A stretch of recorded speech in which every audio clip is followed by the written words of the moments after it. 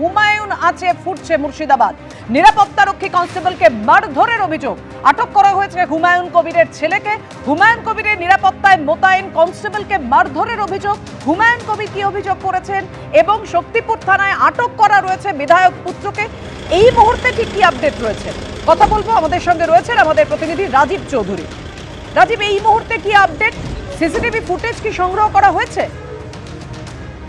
পাপিয়া, এই মুহূর্তে মুর্শিদাবাদ সাইবার ক্রাইমের একটি দল হুমায়ুন কবিরের বাড়িতে পৌঁছেছেন এবং তারা সিসিটিভি ফুটেজ সংগ্রহের কাজে এখনো রয়েছেন। এখনো তাদের কাজ শেষ হয়নি। অল্প কিছুক্ষণ আগেই তারা হুমায়ুন কবিরের বাড়িতে ঢুকেছেন।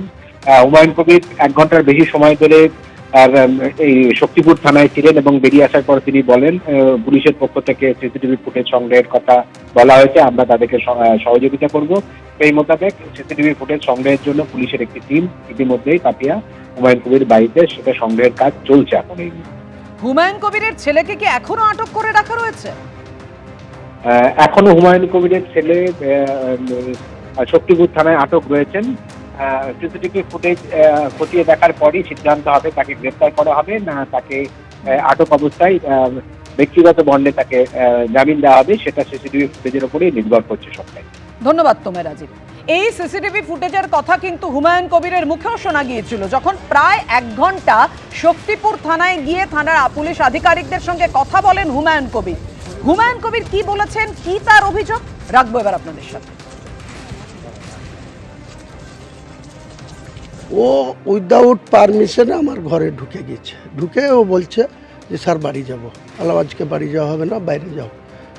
যেই বলেছে কেন স্যার আমি বাড়ি যাব না, মানে অধিকারে হয়ে গেছে আর কি। একটা সিকিউরিটি ডিউটি করছে, আমি বলছি বাইরে যাও, আমি আমার ছেলের সঙ্গে কথা বলছি, ও তেড়ে যেন আমাকে চেঞ্জ করছে, কেন বাড়ি যাব না। এই ভদ্রভাবে বলছি তুমি বাইরে যাও। তারপরেও সে শুনতে চাইছে না, তখন একটা ধাক্কা দিয়ে তাকে বের করে দেওয়া হয়েছে। তারপরে সে এখানে এসে কমপ্লেন করেছে। আধিকারিকরা যেটা ভালো বুঝবে করবে। আমার ছেলেকে নিয়ে এসছে, ছেলেকে তার বিরুদ্ধে যা করবে, আমার বিরুদ্ধেও যদি কিছু হয় আমি আইনের দ্বারা সেটা দীর্ঘদিন সিপিএমের মোকাবেলা করে এসছি। আজকে আবার শাসক দলের বিরুদ্ধে গেছি। এসব ছোটোখাটো হবে, এসব আমার অভ্যস্ত আছে 43 বছরের রাজনীতিতে। পুলিশের আপনি ওয়েট করুন, কিছুক্ষণ পরে জানতে পারবেন যে কেস একটা হচ্ছে এবং সেটা বেলেবল সেকশন। তাকে এখান থেকেই জামিনের ব্যবস্থা করা হচ্ছে। একজন লয়ার আসবে, তার জামিন করে নিয়ে বাড়িতে যাবে। তাদেরকে আমি বলেছি যে সিসি ক্যামেরা আছে আমার বাড়িতে, ওনারা যাবে, ওনাদের এক্সপার্টকে ডেকেছে।